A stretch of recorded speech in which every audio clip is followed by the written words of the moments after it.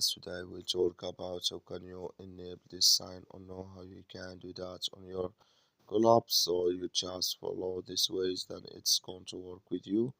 So all you have to do, so you just go here, you go above your photo profile, click on it here. So then it's going to show for you a list like this. Then all you have to do, just go here, you go above this sign, click on it.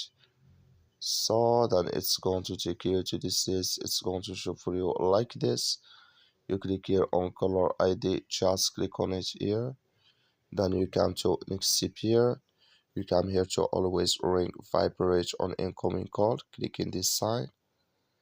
So that like you see this color show for us. That's mean here always ring vibrate on incoming call. Enable with us now.